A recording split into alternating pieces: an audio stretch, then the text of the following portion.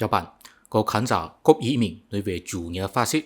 Tại vì khi bạn ấy bàn luận về chủ nghĩa phát xít với người nước ngoài, bạn ấy có cảm thấy cái chủ nghĩa phát xít mà người nước ngoài nói có khác biệt với cái chủ nghĩa phát xít trong tiếng Việt.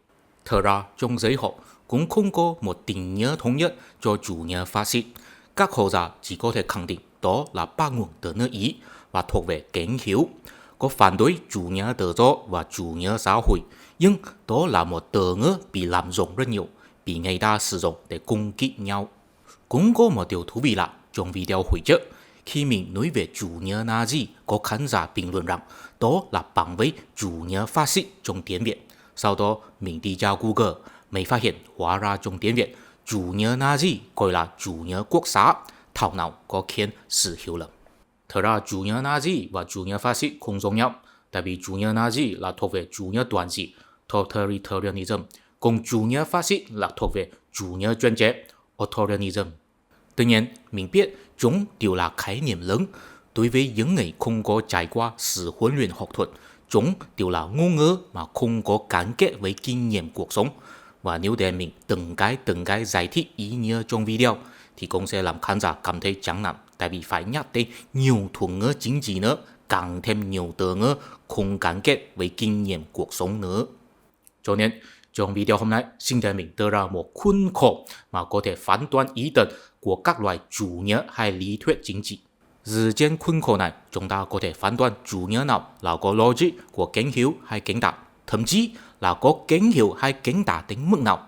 Mình tin rằng sau khi khán giả hiểu biết khuôn khổ này rồi, sẽ không dễ bị choáng váng bởi những khái niệm chính trị lớn và có thể liên kết với kinh nghiệm cuộc sống khi quan sát vấn đề chính trị và có thể phán đoán những tranh luận chính trị như thế nào sẽ có xu hướng cực đoan.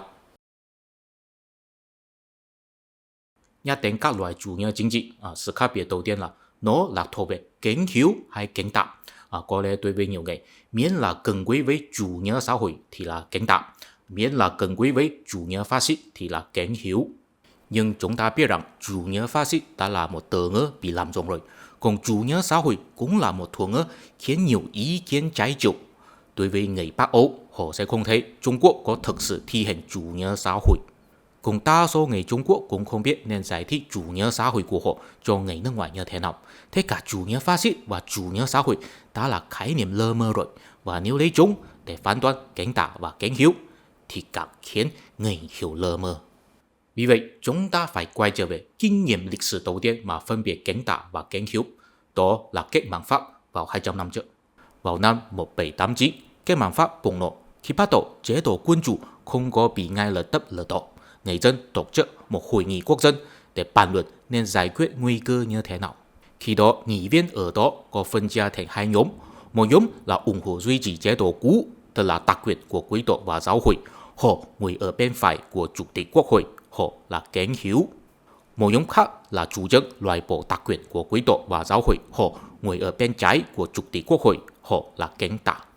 Các bạn thấy chưa? Kính hiếu là muốn duy trì đặc quyền truyền thống, kính tả là loại bỏ đặc quyền cũ. Đó mới là logic căn bản của sự khác biệt của kính hiếu và kính tả. Nếu có ai không biết logic này thì sẽ không thể nói rõ ràng về bất cứ lý thuyết chính trị. Sự khác biệt của kính hiếu và kính tả là hình thành trong truyền thống chính trị châu Âu. Đó đặc biệt liên quan đến khái niệm quyền lợi và tự do. Trong video hồi trước, mình cũng đã có nhắc đến rồi. Lấy quyền lợi hay đặc quyền để phiên dịch right và privilege có lẽ sẽ làm người ta hiểu lầm với quyền của quyền lợi. Quyền lợi là một khái niệm pháp luật, đó là bắt nguồn từ hệ thống pháp luật của cổ La Mã. Trong đó có phân biệt người tự do và nô lệ. Nô lệ là người không có quyền lợi, có nghĩa là không có nhân kết trong pháp luật, là tài sản của chủ nhân không được pháp luật bảo hộ, cho nên chủ nhân có thể tùy ý đối xử nô lệ mà không chịu hậu quả pháp luật. Người tự do thì là người có quyền lợi, có nhân kết trong pháp luật, có nghĩa là có được pháp luật bảo hộ. Nếu có ai tổn thương người tự do thì sẽ phải chịu hậu quả pháp luật.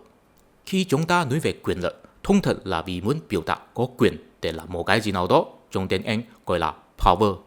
Nhưng đó là khác biệt với ý nghĩa của quyền lợi.